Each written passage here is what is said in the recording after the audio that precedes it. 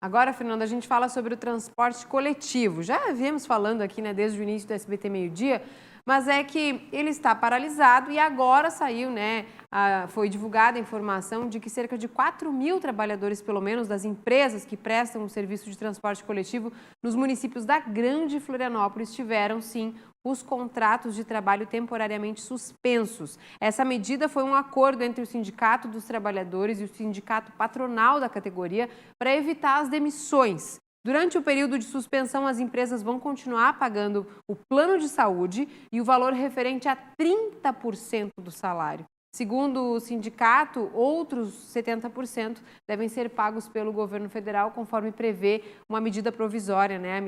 A MP 936. Essa medida tem validade por 2 meses, mas caso o transporte coletivo seja liberado antes, aí ela pode ser interrompida, finalizada. São as notícias a respeito desses trabalhadores, né? Porque foi um dos primeiros setores a serem interrompidos e aí também muitas dúvidas surgem, né, Fernando? As empresas que compreendem o consórcio Fênix já falam num prejuízo de 15 milhões de reais, porque dependem da fatura diária, da tarifa diária das pessoas que utilizam o transporte. E isso vai se refletindo para todas as cidades de Santa Catarina. A preocupação é: o consórcio aderiu a esse programa do governo federal, liberando as pessoas 2 meses em casa, o governo paga o seguro-desemprego, a empresa paga 30% dos salários, e a pergunta era: mas se o governo liberar? Então, está tomada a decisão, se o governo liberar o transporte coletivo, eles podem retornar ao trabalho.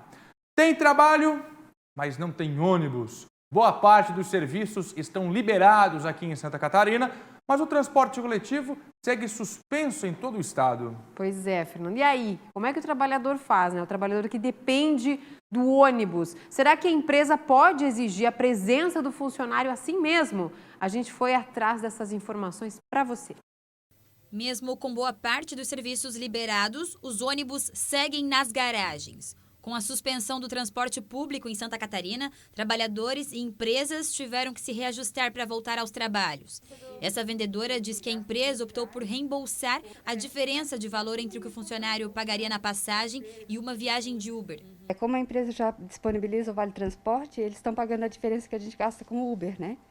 No caso, se a gente gasta R$15 e gastaria 5 de ônibus, a empresa disponibiliza mais R$10 desde o início, né? Até porque todo mundo mora longe, não teria como vir, né? No começo de abril, mostramos aqui no SBT Meio-Dia como os trabalhadores estavam se virando nos primeiros dias sem transporte público. Tem que se virar, nós estamos vindo de bicicleta, tem uns que estão vindo de moto, estamos se virando aí, porque sem transporte público aí fica difícil vir trabalhar, né?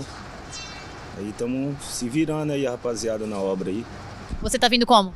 Eu tô vindo de moto, meu patrão tá me trazendo de moto. Mas antes usava o ônibus. Antes eu usava o transporte. Agora, como tá tudo parado, ele tá me trazendo de moto. A gente tem que vir de Uber, né? Não tem muito o que fazer, né? Mas a gente tem que tirar dinheiro do nosso próprio bolso para poder vir trabalhar. Tem que se virar. Tem que se virar. O Marcos, ele é advogado trabalhista, ele está explicando que precisa existir um acordo nesse caso, né, Marcos? Fala um pouquinho para a gente como é que funciona esse esquema. Então, se o trabalhador ele depende exclusivamente do transporte público, ele não tem outras alternativas, como, por exemplo, ir com seu carro próprio, motocicleta própria, buscar uma carona com familiar, me parece que a empresa não tem que abonar a falta.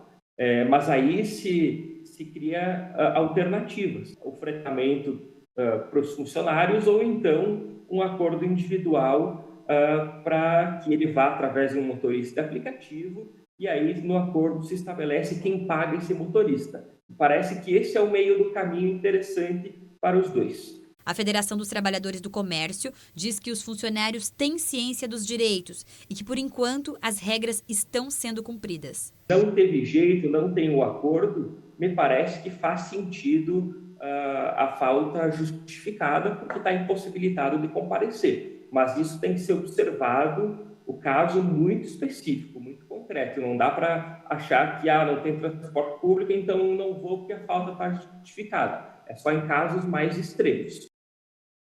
Não é fácil, né, minha gente? Não é fácil. Eu já falei aqui no SBT Meio-Dia o seguinte: o governo liberou praticamente tudo.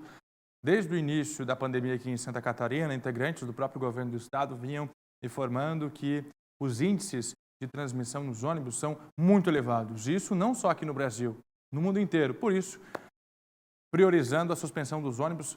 Isso começou lá no início do mês de março e agora a gente percebe que praticamente tudo voltou em Santa Catarina, mas os ônibus ficaram no banco de reserva. Os ônibus continuam nas garagens.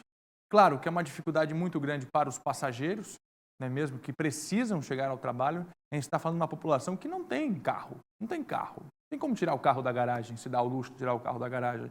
E também não tem condições de pagar aplicativo ou táxi todos os dias, não dá. Recentemente a gente fez uma conta rápida aqui, ida e volta para o trabalho de um colega, mais de R$ 1.500. Lá se foi metade do salário. Então é isso. E para muitas pessoas a situação é ainda mais delicada. Do meu ponto de vista é o seguinte, são regras para evitar a proliferação? Ok.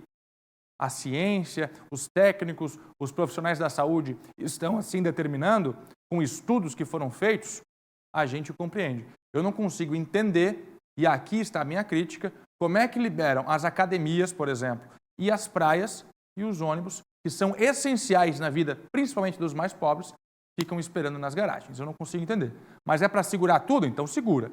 Agora, liberar algumas atividades que, no meu ponto de vista, não são essenciais, e eu estou falando de igrejas, sim, eu estou falando de academias, são essenciais, mas não precisam, neste momento, por exemplo, um espaço fechado para a realização de orações, de atividades físicas, não é mesmo?